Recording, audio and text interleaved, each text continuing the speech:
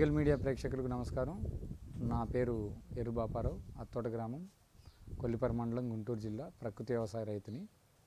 మనం ఇప్పుడు మన దేశవాళీ ఆవుల యొక్క పేడ మూత్రం ద్వారా జీవామృతం ఎలా తయారు చేసుకోవాలనేది తెలుసుకుందాము. ముందుగా మనకి ప్రకృతి వ్యవసాయంలో రైతులకి ఉపయోగకరమైనది, ముఖ్యంగా వాడేది జీవామృతం. ఈ జీవామృతం వల్ల ఉపయోగం ఏంటి అంటే, మన పంట పొలాల్లో ఎర్త్వామ్స్ అంటే ఏదైతే వానపాములు ఉన్నాయో అవి ఎక్కువగా అభివృద్ధి చెందుతాయి.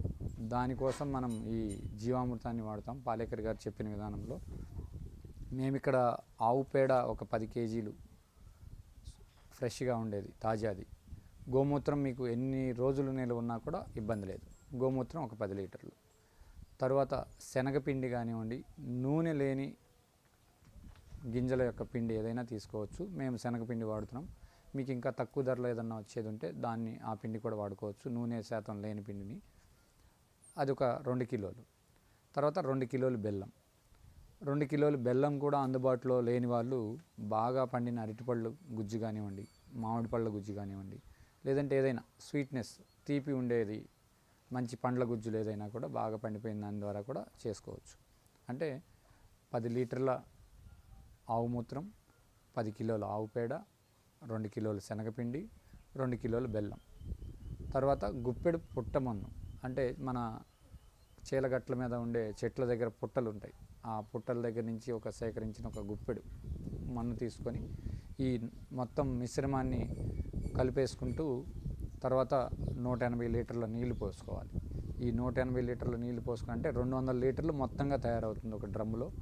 ఈ తయారైన తర్వాత దాన్ని ప్రతిరోజు ఉదయం ఒకసారి, సాయంత్రం ఒకసారి గడియారం ఆకారంలో, అంటే కుడి చేతి నుంచి ఎడమ చేతి పక్కకి క్లాక్ వైజ్ అంటారు, అలా తిప్పుకుంటూ ఒక వారం రోజుల పాటు నిలవ పెట్టుకొని నీడ ప్రదేశంలో పెట్టుకుంటే దీంట్లో ఈ శనగపిండికి బెల్లానికి మంచి సూక్ష్మజీవులు తయారవి, అంటే ఒక 10 ఉన్నాయి అనుకోండి, దానికి లక్షల సంఖ్యలో తయారవుతాయి.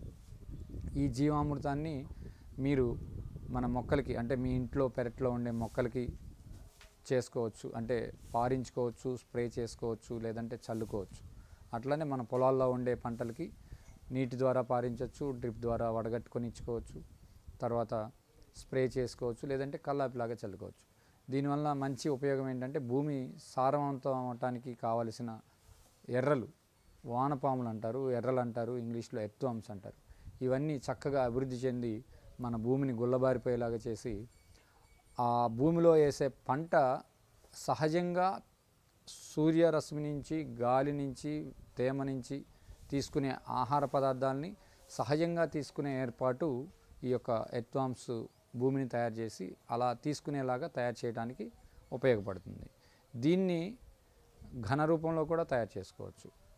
ఇదే క్వాంటిటీలో మీరు, అంటే 10 కిలోలు పేడ, 10 లీటర్ల మూత్రం, అంటే దీన్ని ఘనజీవామృతం అంటారు. ఈ ఘనజీవామృతాన్ని తయారు చేసుకునే విధానం: 10 కిలోలు ఆవు పేడ, 10 లీటర్ల గోమూత్రం, 2 కిలోలు శనగపిండి, 2 కిలోలు బెల్లం, కొద్దిగా పుట్టమన్ను కలిపి చిన్న చిన్న ముద్దల్లాగా కూడా తయారు చేసుకుని నీడలో ఎండబెట్టుకోవచ్చు.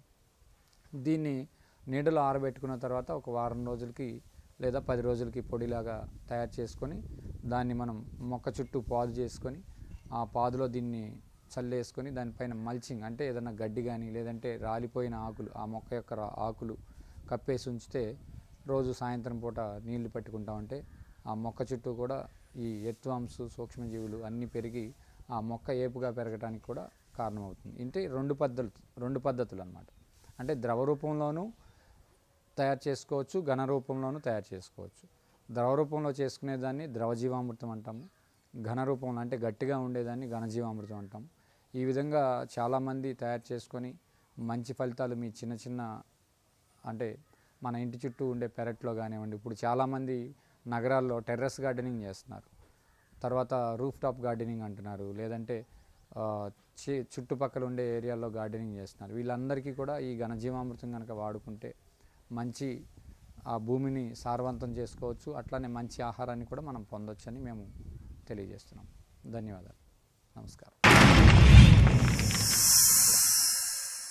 Like and subscribe Eagle Media Works.